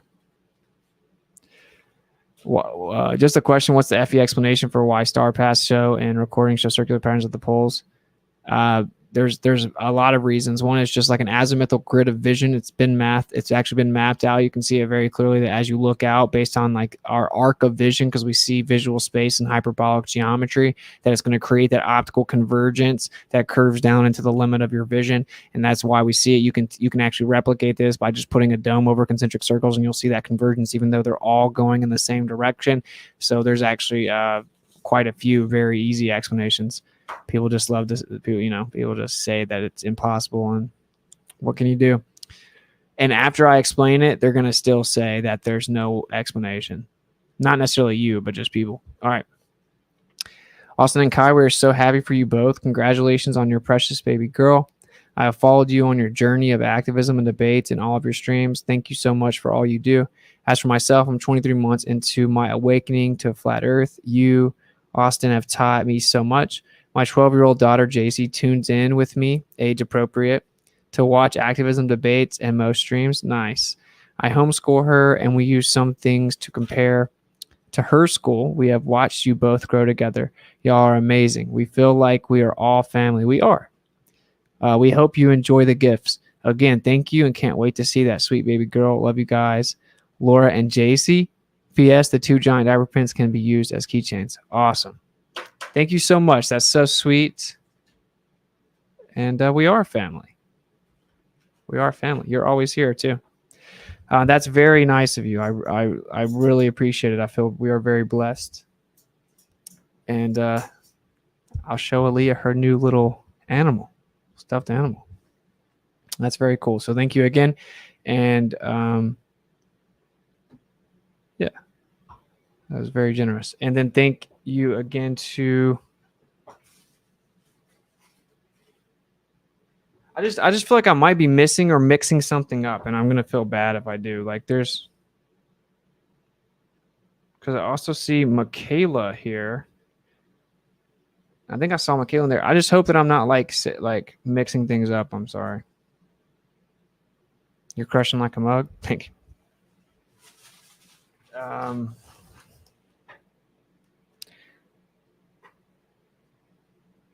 Yeah, like I see Michaela in this. Package was opened. Maybe it was see, that's, I'm sorry. It could have been, I don't know. Thank you, Michaela, for what you sent. If it's one of the things I opened up, I guess it might have been I don't really know. Anyway, if you're in here, you can let me know. You are correct in everything I gave you. Okay, awesome.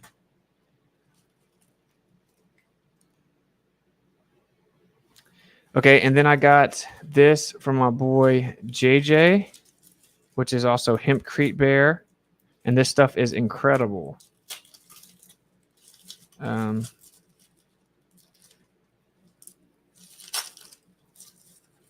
Boom.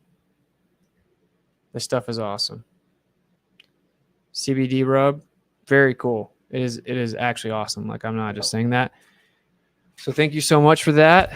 And yo, Austin, much love, bro. JJ Hempcrete Bear here. You mentioned you love the CBD rub I gave you at the Bucks finals game in Milwaukee. Thanks, bro. Text me up and let me know how you like this one. Maybe we can work something out on sponsorship if you like it. Either way, take this as a congratulations gift. Heavy Metal Bear used it for his son's growing pains, and I guarantee it'll work on diaper rash. Awesome. We've been very blessed with that. But I do appreciate it so much. Like, both Kai and I love this stuff. So I'm definitely down to work something out with you, man. It's very cool. Very cool stuff. Okay, cool. Thank you guys for the letters. JJ is a legend. Yeah, he came out to the finals game. It was cool. All right. I think we're good. We'll get into the swing of things where I'll get better with all that. But thank you guys so much. I love you guys. I appreciate all the support and you guys rallying around Aaliyah. It means a lot to me. It's a very cool feeling. We're about to really start crushing, knocking streams out. We're gonna have one stream that is gonna have a bunch of Globers come on and try and tell me why there's a globe or whatever. Maybe more open-minded. So that will be one of the shows, and then we'll finish out the other two. But I may just have at least one where I just cover gravy. I also have a dope stream I want to do for you guys. Maybe tomorrow. I'll do the stream on the subject I want to cover, which is what I think they're gonna be doing in the future and what the next whole psyop is. And yeah, that'll be cool. So we're about to be real consistent. I'll lay out the schedule and the times, and then we'll get the website done and the app done, and then get the summit rolling. And it's just it's just a lot.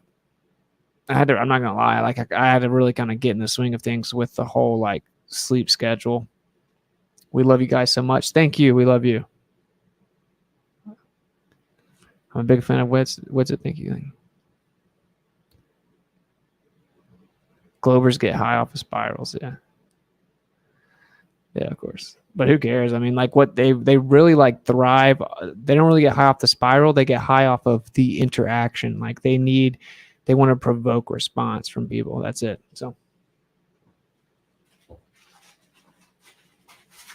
and trust me, I know what I'm talking about. Like I know for sure. I've like know way too much about the psychology of this point. Okay. I think we're good. If I miss anything, I'll catch it back up.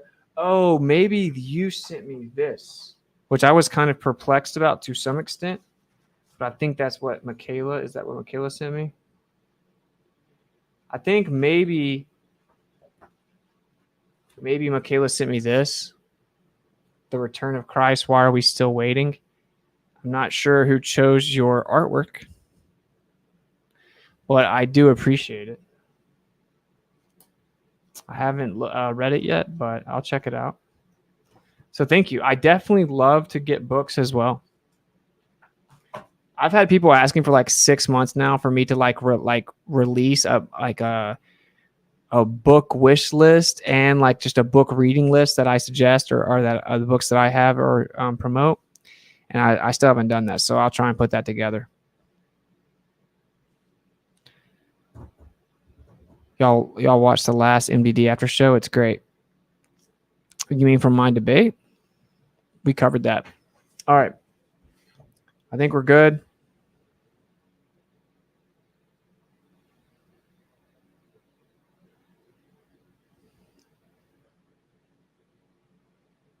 Let me not miss these. Oh, how dare you? For school and the Globers is awesome. Keep it up, bro. That was all the way on the 19th. Yikes. Thank you so much, Casey. Dan's things and stuff in stream. Yeah, bless. Thank you so much for the generous donation, Daniel, and Cash App. It's much appreciated, brother. Congratulations. I just had a girl too. It's awesome. Thank you, Chris. I think I've already read these, but I'm not actually sure. And thank you, Mark. Thank you guys for the Cash Apps. All right. Oh, I almost forgot Rockfin again. I do it every time. Okay, Rockfin. Shout out to the Legends of Rockfin. Adrian, thank you for the $5 tip on Rockfin. Much love. And Harmon, thank you for the $5 tip on Rockfin. Much love. All right, cool. I think we got there. I hope you guys enjoyed the stream. Basically, in summary, you can't fly a plane north to south on a spinning globe without accounting for it, much less could you land on a spinning globe with it going in a direction contrary to your momentum. You could do neither. You also can't land on the moon without an atmosphere while it's spinning and orbiting, and then you just claim that you just went straight down on it. Yeah, you would have just had your entire little tweaker shelter there completely destroyed, and the Earth isn't randomly speeding up and slowing down and speeding up as the core of the Earth also slows down, stops, and turns the other way. The Earth just doesn't move. And then there's a cycle in the skies for times and seasons and wonders, and it's supposed to tell us what's going on. That's why the sky does what it does. Cool. All right. Thank you guys for kicking it. Seek and speak truth unequivocally. I'll get you guys all the new shows and stuff rocking out here soon. We're gonna finally get into the swing of things. Who cares what other people say or think? They're always going to attack you. The weak are always going to attack the strong. The people that can't think for themselves are always going to come attack you. Oftentimes in this realm specifically, where we have an alternative cosmology, we feel passionate that children are being misled into a cult of scientism while it's actually a religion is portrayed as science, and they're being told that they're insignificant. They're being told that everything came from nothing and we're a tiny speck of dust and nothingness consumed in a dark void, and that there's really nothing special or unique about where you live or you, and that lightning struck primordial soup and fish turned into rocks turned into fish, and then you came from strawberry, all this crazy pseudoscience, and that it's billions of years and blah, blah, blah. And they just received a radio signal from 9 billion light years, which is 6 trillion times 9 billion miles. And they just make you feel so insignificant. And we are passionate about, like calling that out. People will come around and out of an attempt to find some type of importance or validation, they'll try to tear you down. And that's just kind of how it always goes. I mean, when they revile you for his name's sake or for the truth's sake, just rejoice, because they do that to all the prophets before you. They do it to anyone that speaks the truth boldly and it's kind of expected. And what's true is not popular. What's popular is not always true. It's just kind of what comes with the territory. So just stand strong. And we need strong leaders that seek and speak truth despite societal ostracism now more than ever, in case you weren't here for the last like 3 years. And I will be covering this, I think, tomorrow on my stream, but it's not really like it's all over. There's nothing to really focus, no reason to stay focused or anything. Like they are clearly they are priming people for another deception. And so we'll cover that tomorrow. Shout out to all the people on Rockfin. Shout out to all the members and the Patreon members. We're going to start the Patreon only stream back up. So we just kind of took a break with the whole baby, but everything will be rocking out soon. Cool. Thank you guys for kicking it. I will catch up with you guys mañana. Till then, peace.